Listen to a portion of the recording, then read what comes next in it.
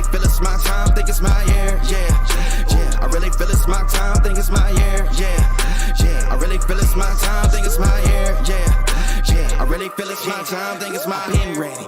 Used to hold myself back, my self-esteem damn bad. Gotta keep on chugging, ran through everything in front of me. Might smoke bed heavy, got a whole agenda. Can't aspire to get.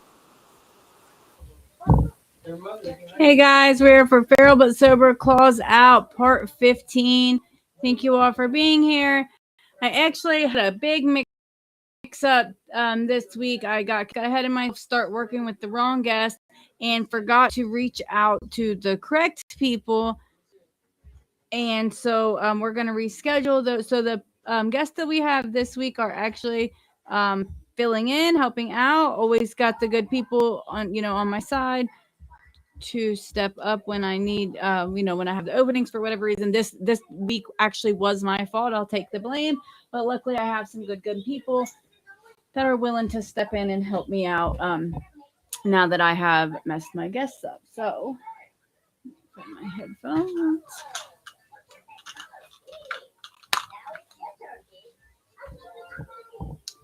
All right.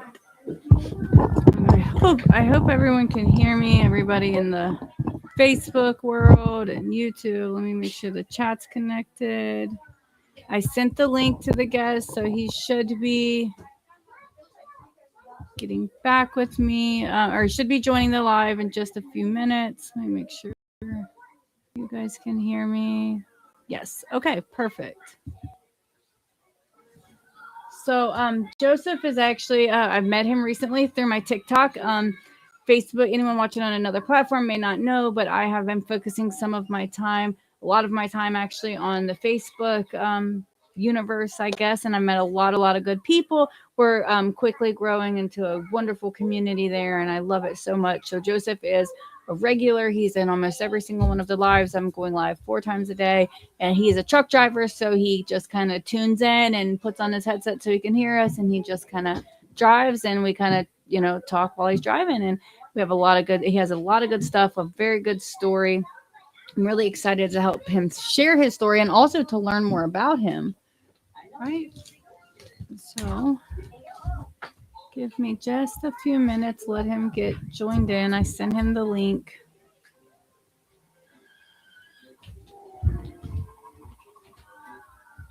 Oh, you know what? I think I told him I was going to text him the link.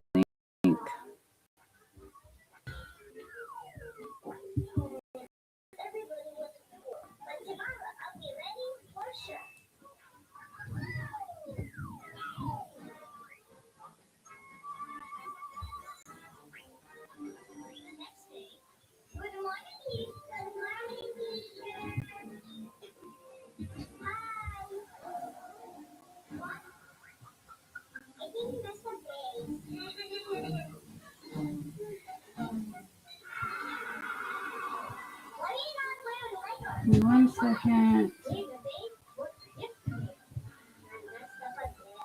Give me a second, guys. I'm so sorry.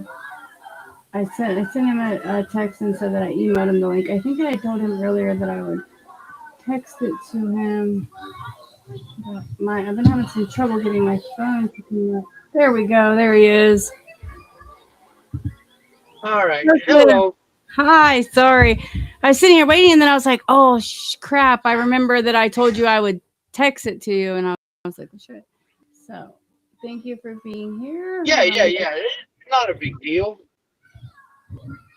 It's not a big deal. I'm trying to see if my Bluetooth will work on this, but I don't know if it will or not.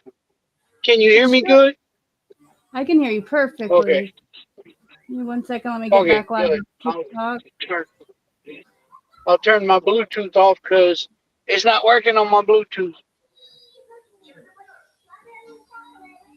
1 second. I was just on TikTok.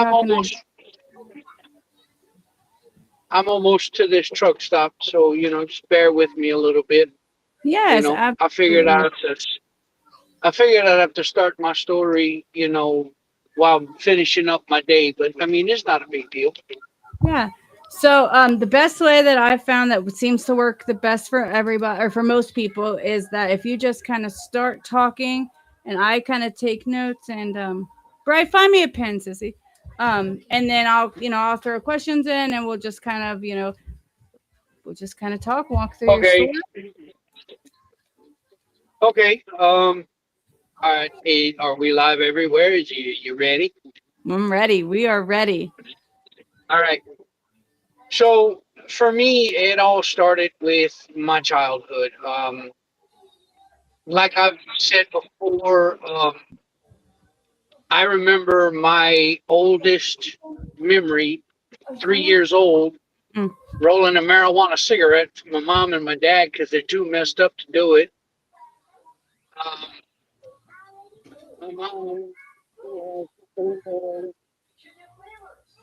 but she could only love one, and that was the baby. And Oh, you're cutting now out. none of us want There you go. anything.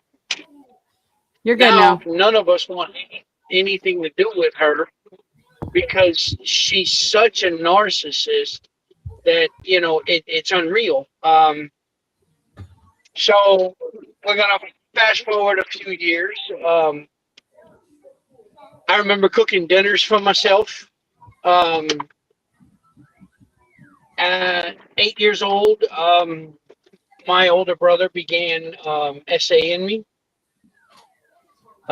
My first actual true form of feeling betrayal. Um, Told my mother about it. She did nothing. Um, then that stopped when I put a knife to his throat and told him if he ever touched me again, I'd kill him or unalive him. However, I'm allowed to say it. I'm sorry. Then I moved with my dad. My dad knew nothing about what was going on, but then again, he's still a practicing drunk. He knows now, but he didn't back then. And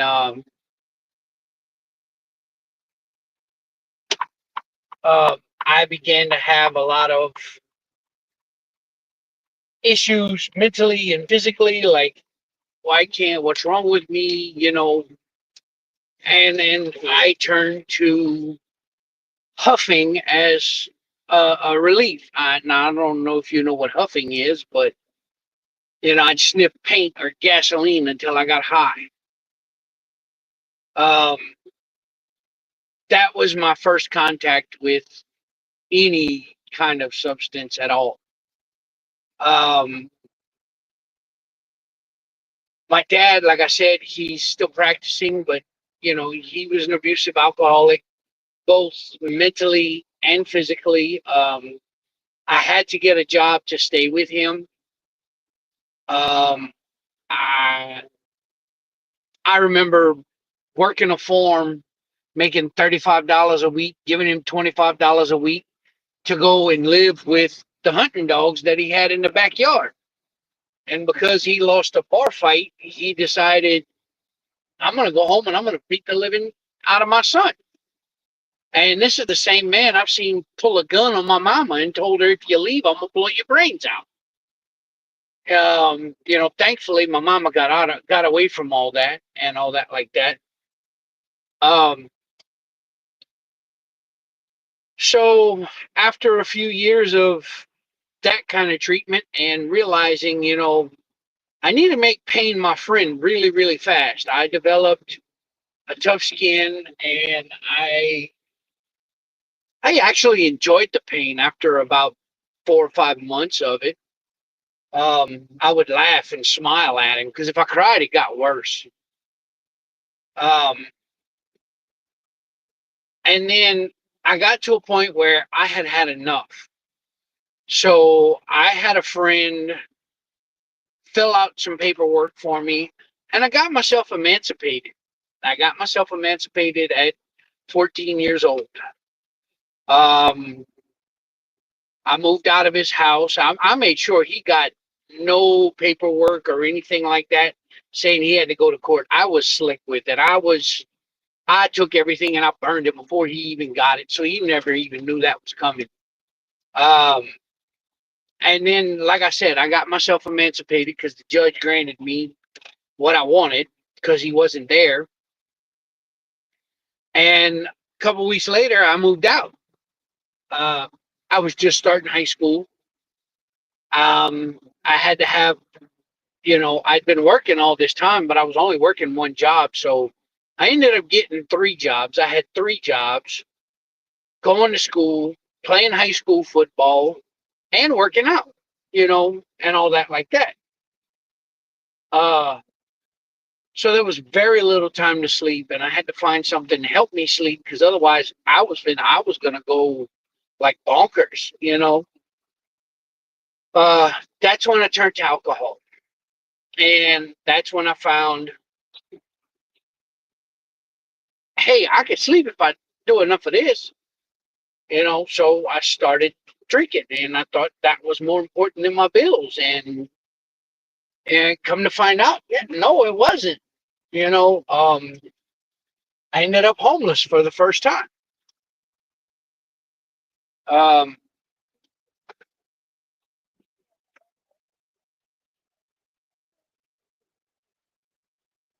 okay, turn's coming up.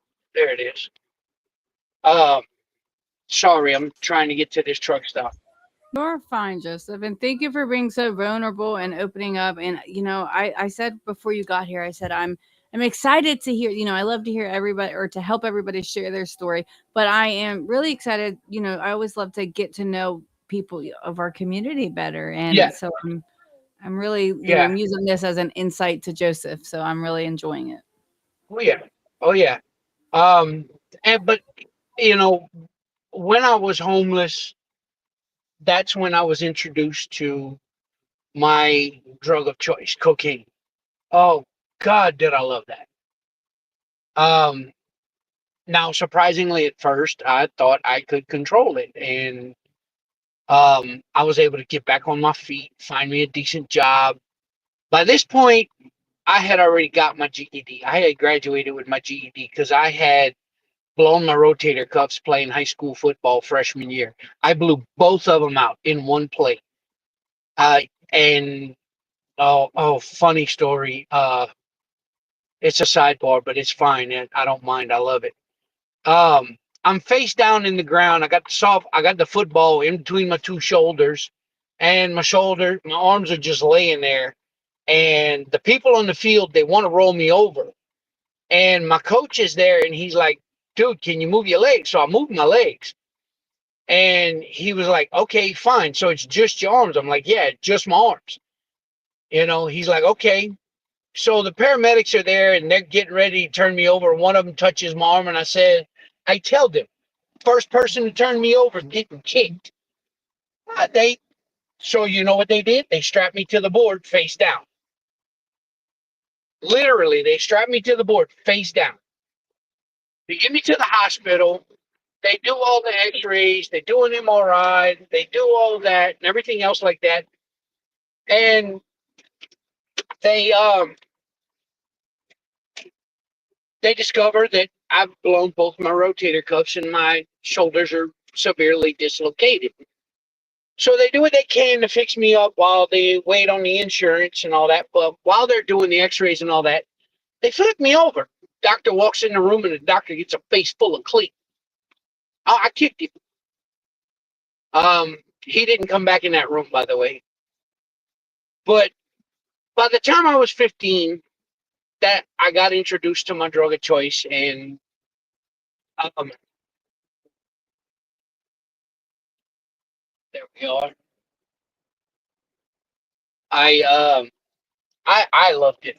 I am not gonna lie to no one. I truly I thought I was God on that stuff. And I I got to a point where I had gotten back on my feet. I had saved up enough money. I um I bought me a little camper. Little it was 18-foot living space, but you basically 21, 22 feet, you know, of the whole camper. But it was mine. It had my name on it, and that's what mattered. Um,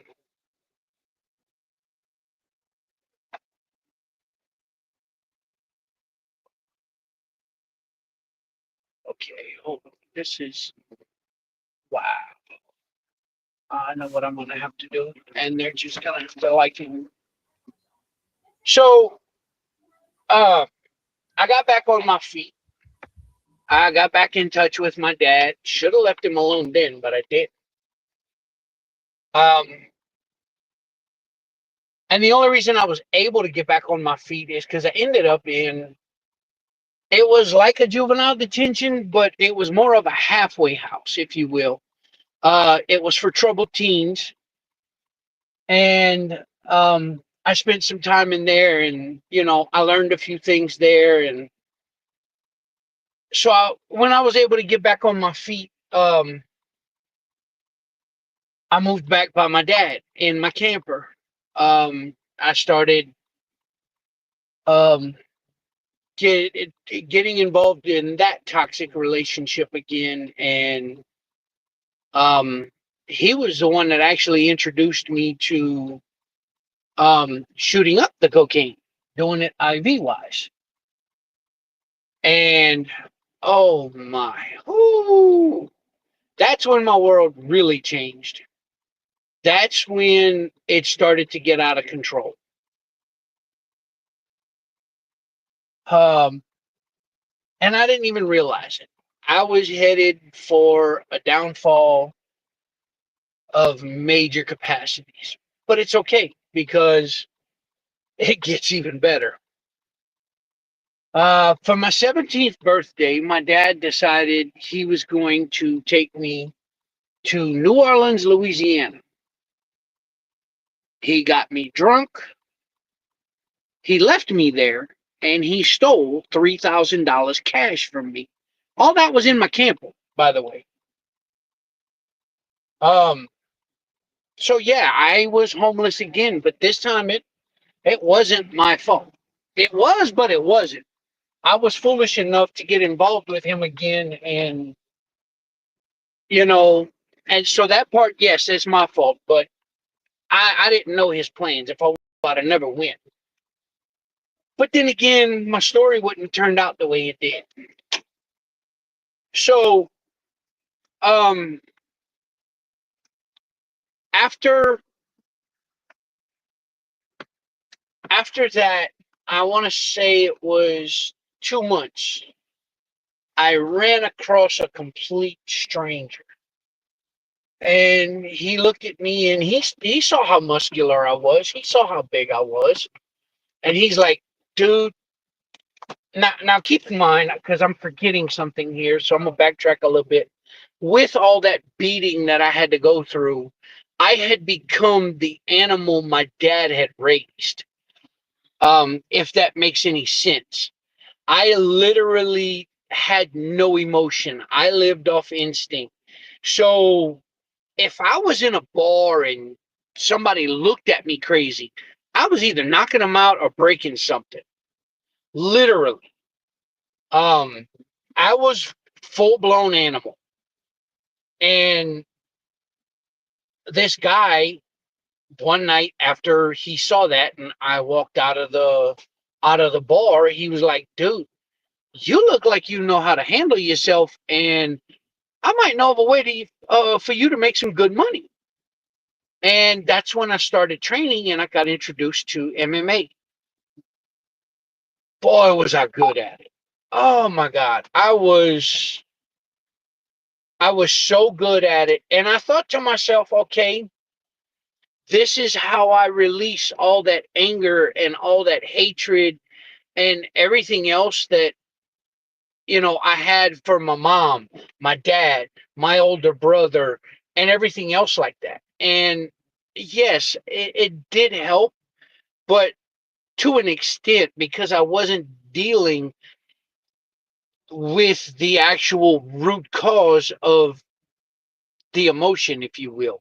I wasn't actually dealing with it. I was just letting out what I thought needed to come out, but that wasn't the problem. Uh, made really good money, stayed in hotels, The only time I would be clean is if I needed to pass a test. I'd get sober and clean just enough time to pass the test and go on to my next match. I mean, I was so good. My record was 40 wins, 4 losses, 38 knockouts. And in 6 months, I had the belt and I held it for a year and a half. Um, I I ended people's careers doing this stuff for extra money. I mean, I'd have people come to me and, dude, we'll give you an extra 10, 15, 20 grand. Snap his knee and make sure he can never come back in the octagon again. Okay, that didn't bother me.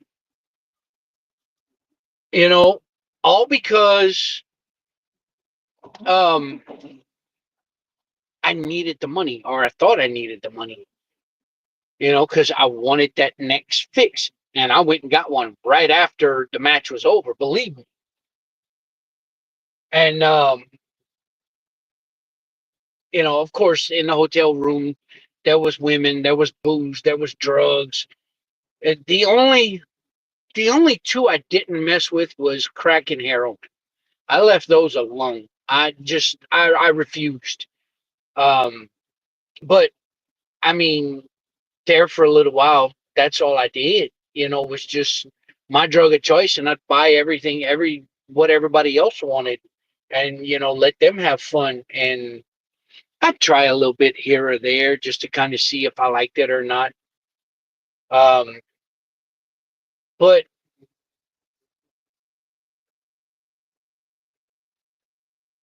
um, my life at that point was just a blur. All I remember is really just staying high as much as I could. Um, a lot of the fights that I got into, you know, um, there's some of them I remember and some of them I don't. But I do remember I was good at what I did. I really was, and it it hurt me when I had to leave because of how good I was at it. But I'm stepping ahead of myself here. So I did that for 2 years. I'm getting ready to turn 19. Now, keep in mind,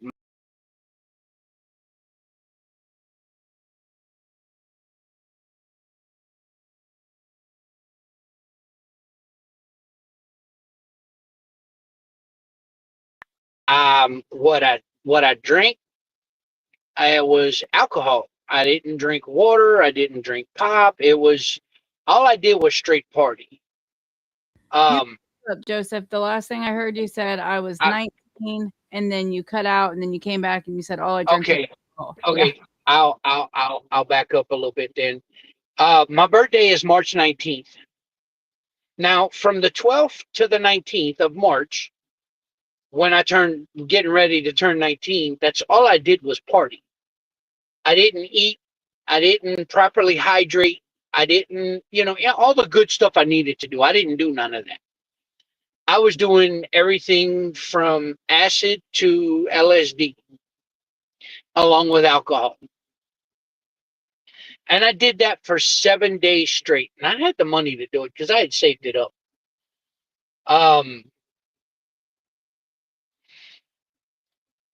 and that week there, I really don't remember. The only part I do remember is on my birthday, I walked out of a bar and I said, 19 doesn't feel any different. And I fall over. They say I hit my face on the concrete when I fell. But I passed out. I woke up March 20th. I was strapped to a bed. I had an IV in my left arm, an IV in my right arm. My right arm was kind of cocked up a little bit. My left arm was stretched out. I was turned on my side at the hips. They had a pillow back there holding me up. And I tried to move my legs, but I couldn't. And when I looked, I saw the IVs coming from behind my knees. I'm like, what the hell? You know, so, and I'm just waking up. I don't know what's going on at this point. A nurse walks in. She looks at me, and I never could reach out back to the lady to apologize to her because I never could find her. But if I ever do, I will apologize for what I said to her when she walked in that room. She was a pretty young lady. And, you know, I told her, I said, hey, you got a big old butt. Bring it over here. Let me show you what to do with it. And she just looked at me, rolled her eyes, and walked out. You know, and as she's walking out, she says, I'll be back with the doctor. I said, okay. So I don't know how much time goes by. I'm not paying attention to the clock. Um, but her and the doctor come back in, and the doctor sits down, and the doctor looks like serious, you know, like he's even mad. I've never had a doctor cuss at me up until this point. And the doctor looked at me and he said, son, do you believe in God? Now, with everything I had been through previously, I knew I had a feeling that there was a God. I didn't know, you know. So I told him, I said, Doc, right now I don't know what I should believe. And the doc told me, he said, son, you better believe in something. Because somebody somewhere saved your dumb ass. I said, what do you mean? He said, I have the paperwork here. He said, but in short, you had enough dope in your system to kill two of you. I said, wow. He said, somebody somewhere is looking out for you. And you better change your life and you better do it now. I said, okay. I sat there, just a bunch of stuff was going through my head, and I didn't know where to begin. Doc looks at me and he says, boy, you need rehab. I said, no, Doc, I think I just had it. I walk out the hospital about 2:30 in the afternoon. I got my discharge papers in one hand and I got a pamphlet in the other showing me where meetings are. And I walk to the edge of the street and I just hear something. Hey, man, you want to hit? And it was a dude on the corner smoking a blunt. I said, no, I can't do that no more. I said, no, I can't do that no more. I looked at the meeting. I said, as a matter of fact, you can tell me where this address is at? He said, dude, that's 2 blocks away. Go that way and you'll run right into it. I said, okay. I walked into a meeting. And I'm sitting there, and yes, I'm still trying to get sober. I was up for maybe 3 hours, so I only had 3 hours of sobriety. And the first person that greets me looks at me and says, you look rough and you look like you still high. I said, actually, I've only got about 3 hours sobriety. I just come from the hospital. He said, well, they got another meeting later on this afternoon. You don't belong here. This is for the old timers. Whatever, dude. And I walked out.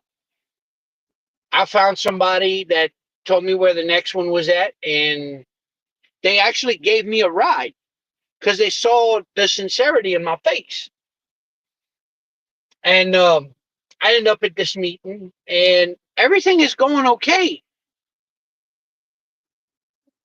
Um, I find me a little apartment. I find me a little job. You know, I'm sleeping a lot, but I'm up enough to be able to go and do my job. And then again at this second meeting, you know, not one but two people. Dude, you look high. You need to get out of here. You don't belong here. That was the third time I had been accused of being high. I said, well, you know what? Fuck it. I'm going to get high. And I did. And I walked back into the meeting, high as a kite. And I looked at him and I said, now this is what high looks like. I'm fucked up. I really am. And I sat there the whole meeting. Um, and I remember one guy said something, and he said, I don't remember his exact words. All I remember was, you need to get out. And I told him, make me. And he got up in my face, and I laid him out, and I got on top of him. I was beating the living mess out of him. Little woman, I don't know how much time she had sober, but she was 5 foot nothing, 100 and nothing. She comes, she grabbed my face by the cheeks, picked my face up, and made me look at her. And she said, please stop. Tears in her eyes. I got up and I walked out. Now, that was early April, mid-April, somewhere around there. Um, Fast forward to, June. And yes, that's Miss Leanna, or Aunt Leanna, like you call her. Auntie. Yes. Um, Fast forward to June. Real quick, I'm Joseph, just getting off this little. I want to real quick because someone is on Facebook. Doesn't tell me if you're watching on my Facebook profile who you are when you comment. Just says Facebook user, but someone said hello, so someone's watching us. It may be James. Sometimes he watches on Facebook, but I just wanted to say someone is watching today. And we got a lot of Coda is on the TikTok over here. We got Mary, Juliana's in here, Beck. A lot of people here to watch you. Yeah. Well, this is the first time my kids actually hear the full story. So, you know, um, And I was sleeping, so I don't count. um, so this is grateful, and they get to understand why I process the way I do. So this will be helpful for them. So like I said, that was April, early April, mid-April. And I've always been that type. I'm sorry. I'm stubborn that way, and if you're going to accuse me of doing it, I might as well go out and get it done, cuz I'm going to do it right. You know, um so I'm going to fast forward from April to June, and I'll never forget it. June 24th, 3 a.m.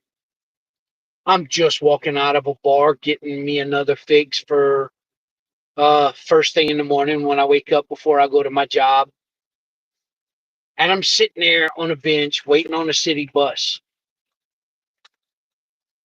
Old guy walks up, he sits next to me. He said, hey, Joseph. I look at him. And he's on my right side. So I don't know this old man. I'd never seen him a day before in my life. I'm like, how you know my name? Because I don't know you.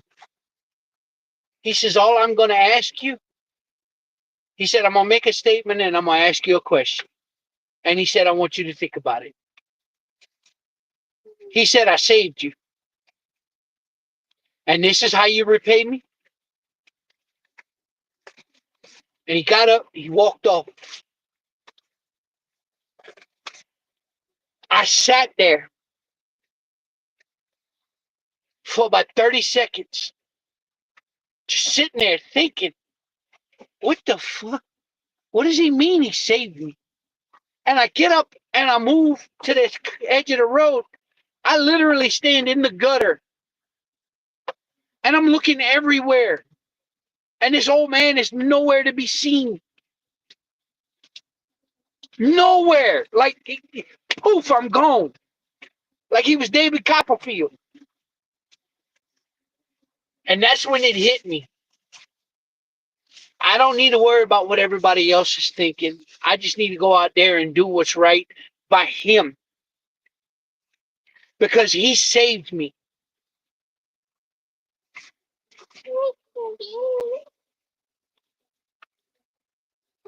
And if all I can do to repay him is stay sober one day at a time, that's what I'm going to do.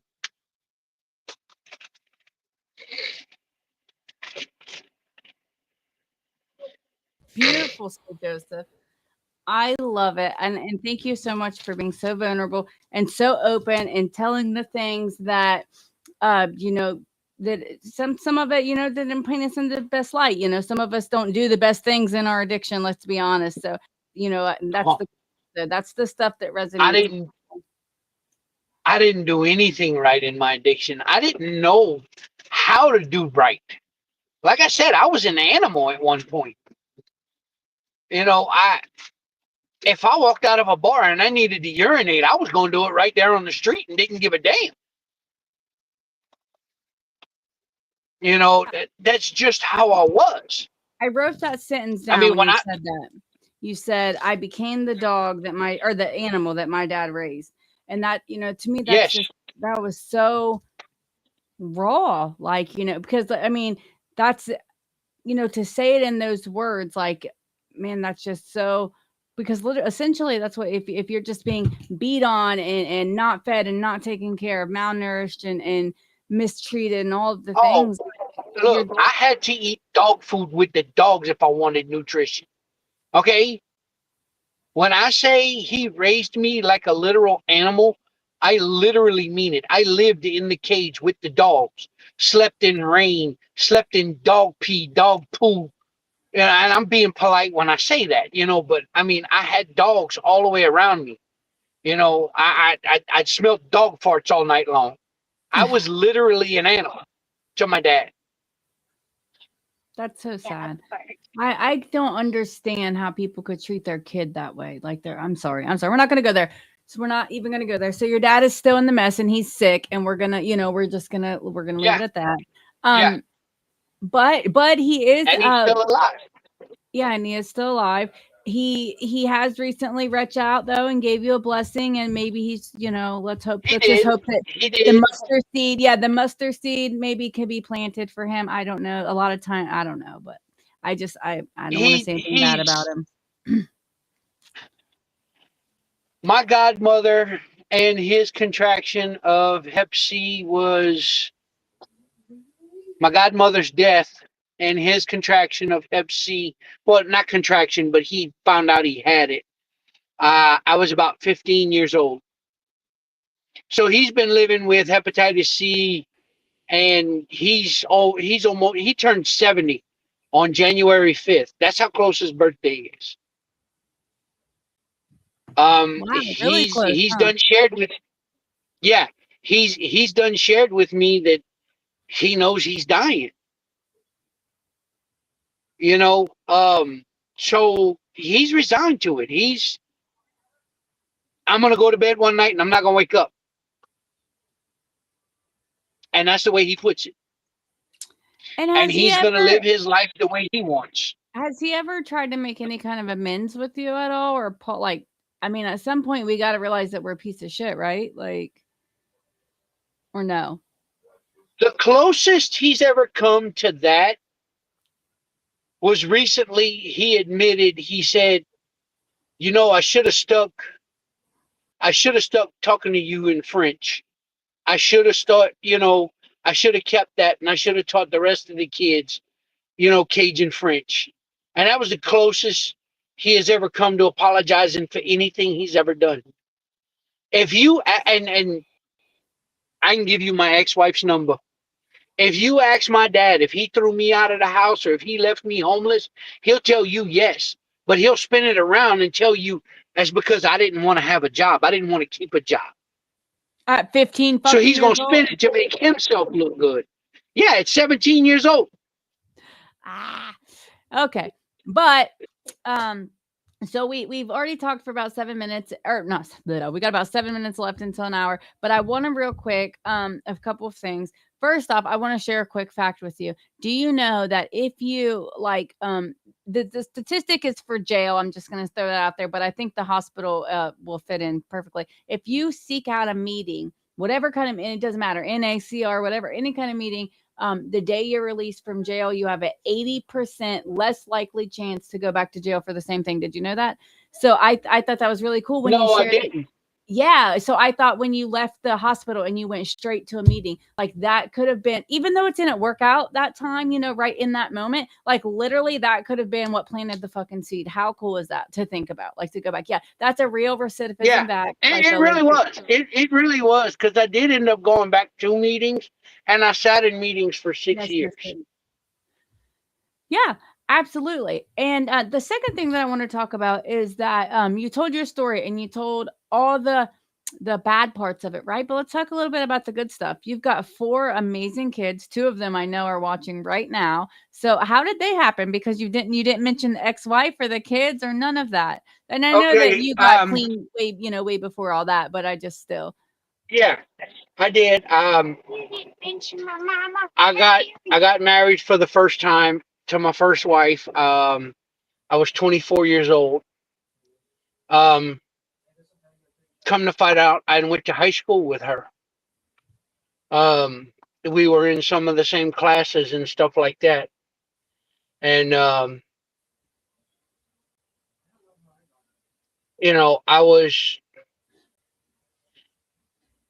wasn't in meetings at the time, and I thought, my life was under control. But I clearly I was missing something, because I wasn't going to meetings, but yet I was kind of like you. I wasn't working on myself. Mhm. I wasn't working a program, but I wasn't working on myself. But we did love each other, her and I. Her name was Tijon. Um, that's Donna and Dakota's mama. And Dakota's actual real name, because she was adopted, I'll get to that in a minute. Her real name is Winnie Mae. Winnie Mae. I That's her like birth it. name. That's cute. That's such a Hmm. cute name. I love little country bumpkin. My daughter's name is Maya Mary June. Like, I love the country. Like, how My, country is that? my, oh, it is, and I love it. Okay. Donna was named after my godmother. That was the only woman in my life, and she was a type 1 diabetic, who actually treated me like a son. My mom didn't, my dad didn't, so I had to look somewhere, and it was her. So I'm 12, and I promised my godmother, we call him Nanny in Louisiana. I promised my nanny, I said, Nanny, I'm gonna name my firstborn daughter after you. She tells me, she says, don't make that promise. You can't keep that. Well, at 25, when Donna was born, 6 weeks early, um, I named her Donna Faye. My nanny's name was Donna Faye Boudreau. Donna's name is Donna Faye Roger. The only name she doesn't, the only thing that's not the same is the last name. And Is that your then last name? Roger, yes. It's spelled Roger, but I was just going to say, I've been plain ass Joseph Roger. Hell no. You got to teach me how to say that because I can't say it, but that's so cool. Roger. Roger. Yep, there you go. Perfect. Love it. And Donna was born 6 weeks early, 2004. I'm sitting there and I'm holding her in my arms, and I was holding my breath. Same with Dakota, but Dakota was born literally 13 months later. But I'm sitting there and I'm holding them, and I'm thinking to myself, God, you gave me my life back, and now you're giving me these little lives to take care of. How are we going to do this? And I felt such a peace rush over me when I turned to him and asked him that. And then, because their mom had a history with the state of Louisiana, they were both taken from me at birth. I ended up getting Dakota back from the state. I was able to. But the lady that raised her, she's a good woman. She really is. She did what she thought was best for Dakota, and I'll always admit that. Um, she fought me for custody, and my dad betrayed me for the second time and stood behind her, and that's how come I wasn't able to raise Dakota. I did end up signing my rights away for the both of them, but it was only because I knew I still wasn't completely where I needed to be for them, you know, and I don't hold any ill will or any grudges or anything like that. I love the fact that they're loving, caring, beautiful daughters and all that like that. It's something I don't think I could have done if I would have been able to get them back. You know, so I'll say that much. So, couple years, a couple months after Dakota's born, I catch my first ex kissing another man in my living room. I didn't hit her. I didn't do anything ugly. Didn't say anything ugly. But I did break his jaw. I knew that was coming. Oh yeah. And then I went in the room, and after I threw him out the apartment, I went in the room and I started packing her stuff. And I told her, I said, "You can follow your stuff. I ain't got nothing else for you." Um, that was in February of '06, right after I got Rhoda no. says she's so That proud was of you in and she that was loves in you. who? Coda. She said, "Can Thank you you, baby. please tell my dad?" Thank you, baby. I love you too. In March, I had just got uh Dakota back. I had her for about 3 weeks, and God, that was the best 3 weeks of my life. That was the best 3 weeks of my life. I'll never forget them. I put my Xbox down and I took care of her for 3 weeks. Uh, but I just got Dakota back from the state, and that's when I caught that happening with their mom. And like I said, I just out of respect the fact that she was my baby mama. Look, I don't need you here if you're gonna be like this. I was not gonna do what my dad did to my mama, and I I didn't physically throw her out, but I threw her out. Um, and uh, 2 weeks later, I meet 3 weeks later, right when I'm beginning to go through the battle and all that for Dakota and all that, I meet my second ex-wife, and she helped me while I was going through the battle with Dakota. Because honestly, I think if I wouldn't have had my second ex-wife there, I think I would have went back to using after that. Um, but she helped me out. She stayed by my side. Um, and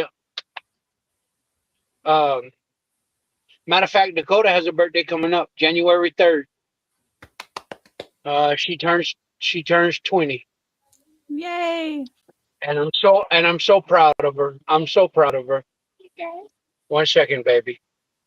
Um, but I meet the second ex-wife, and um, her and I start talking, and come to find out, I knew her when I was younger, and she was younger as well. And we just started talking and dating, and Is it okay for me to be crying over this? yes, but honey, it's okay for you to cry.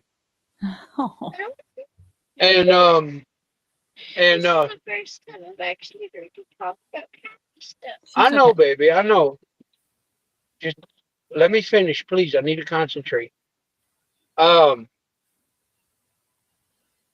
I meet my second ex-wife. We start dating. We start talking. Now her and I were together 7 years because before we even got married, we were together 7 years before we even got married. And that was because when I went to go find my first ex-wife to further divorce, I found out she skipped state, didn't know where she was. Her family wouldn't tell me. But, her and I made do with what we had, and my two youngest kids, Mary and Wade, they were born both in May. My daughter Mary was born on her mama's birthday, May 31st. Wade was born May 22nd. My Mary husband was and his mother. 2007. Sorry, my husband and his mother share a birthday. I think that's so cool. Yeah, yeah, yeah. Oh, that's a funny story too. Okay, my second ex-wife is a redhead. So I'm gonna get to that in a second. Mary was born in 2007. Wade was born in 2009. Um, and she ended up hemorrhaging with Wade, but you know, we'll get to that in a little bit. This one I knew I was in trouble. Okay. Her and I had been together a little over a year by the time Mary was born. Um, and we're in the hospital on her birthday. And of course, who wants to be in the hospital on their birthday? And the only reason they admitted her and induced her the way that they did was because her blood pressure was really high. My ex-wife's blood pressure. So they didn't want to risk what's that called? Sepsis or something like that. I don't remember the name I, of it. But they didn't want to risk it, so they induced her, and she was like 38 and a half weeks pregnant. So it was a good time. Uh,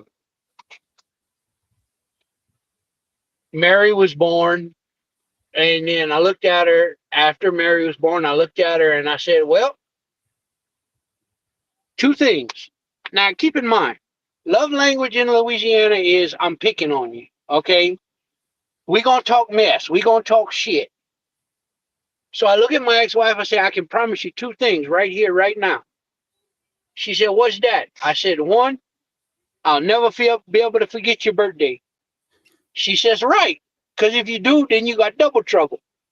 I said, true. Now, I should have stopped there, but I didn't. She said, so what's number two? I said, well, don't never expect no birthday present from me, no. She said, why not? I said, baby, God just gave you the greatest gift on the face of this earth, a child to share your birthday with. I'm not God. I can't top that. Without skipping a beat or a breath, she says, no, but you could die trying, motherfucker. I said, oh, I'm in trouble. She said, uh-huh. Oh, no. oh, I love that. Yep. Yep. And it was wonderful. I always told my second ex-wife, you're too good for me. She's never had a problem with any of this. She's never been an alcoholic. She's never been an addict. As far as I knew, she had never even really been around it. Hey, You but know, you are worthy. You deserve that. and she taught me that, and I thank her for that. I'm still best friends with her. We talk when we can and catch up and all that like that. But because we spent 16, 17 years together. Nick agreed with you. He That said, was, haha, well, you gave her the kid. I gave her two. Two. Yeah, but one on her birthday. Yeah, yeah. Um, so she was the one that taught me I was worthy. Even though she was in the Army and didn't understand how that functions, because she came from the right side of the tracks. She grew up with the loving, caring, we gonna back you up, support you, the whole nine type family. Her family's close knit. I don't speak to none of my siblings except for one, and that's my baby sister. Uh, I don't really speak to any of my family. You know, I did for Christmas, but you know, I mean, it's Christmas. I gotta be nice. I gotta play nice. Yes, and both of your parents, though, I love that even though you guys don't have the best relationship, and that obviously they have done you things like put you through things that you like are under no obligation to ever forgive, but that you still, you still reach out, or they reach out actually, but you accepted, you I accepted and talked to them on Christmas, and that's huge. I did, and you know, I tell people that struggle with forgiveness. I say, look, I know how hard it is. I really do. I do. For the longest time, I get so mad talking about this whole situation because I couldn't stand what they did to me. But I realized forgiveness is not for them. That's right. It's for me. It's for my heart and for my sanity. And once I truly forgave them, I was able to move past all of it. Just a few years back, I was talking with my older brother, him and I told him, I said, dude, I said, I don't ever expect an apology from you. I don't. I said, but I want you to know I forgive you for what you did to me. His way of apologizing was sitting there and telling me that he was a victim of that too, by one of our cousins. Which is not an excuse, but maybe did give you some No, insight, like it did, you know, because stats say if you're a victim of that, yeah, you're going to repeat that behavior 93% of the time, damn, that's a big number. if I remember right. Oh yeah, it's a big number. I was told by a psychologist by the time I was 30, I'd either be dead or in jail for the rest of my life. I'm 46. I've never been to prison. And I've never done any of the stuff that was done to me. Because I use it as a guide of what not to do in life and to my kids. Absolutely. Was I rough on my kids? Yes. But I was rough on my stepkids too. You know, I was rough on all the kids. You know, but the way the world is changing and the way the world is going, I felt they needed some kind of structure. But all them kids know they can come to me anytime they please. Well, I don't care if they're asking for money because they know if I got it, they got it. Well, I think being a strict parent or a firm parent is not the same as being a bad parent. You know what I mean? That doesn't mean you're a bad parent. That means you can still be close with your kids and be strict on them. Like, they have to know that we are Yeah, not their friends. We are their parents. Like, yeah, we can be their friends to an extent, to a certain yeah, degree, to a line, but then there comes a time where I'm like, I tell my daughter, my oldest is 12, and I tell her, she's getting ready to be 12, I'm sorry, in March, and I tell her all the time, like, I don't care if you're mad at me, be mad at me, you know the parent, I'm like, you can be mad at mom, it's yeah, fine, like, yeah. I just tell her, I'm like, you can be mad at me Be if you want, mad I at don't me. I'll care. be the bad guy. Yep, But I will remember, do that. Yep, when you're going to need me, I'm here for you. yep. I tell her, I say, I love you enough to be the bad guy. That's fine. Like, that's fine with me. Yeah, But yeah. Joseph, I love you and thank you for being here to tell our story. They are actually waiting on us on TikTok. So there's like Nick accidentally opened the boxes, so people are patiently waiting. So we will I'll see you over there. And thank you so much for filling in. I really love to get to know you a little bit more and just to, hear a little bit more about your story. Not a problem. Thank you all very much. Thank you for everyone who watched, and I love all of y'all as well. And my kids, I love y'all. Daddy's proud of you. And I'm sorry y'all had to hear all that rough stuff, but y'all know how I am. I'm not going to bite my tongue for nobody. I love y'all, and I'm proud of y'all. Y'all be good. See you in a minute. See you there, Leanne. Run it, ooh, I really feel it's my time, think it's my year, yeah, yeah. I really feel it's my time, think it's my year, yeah.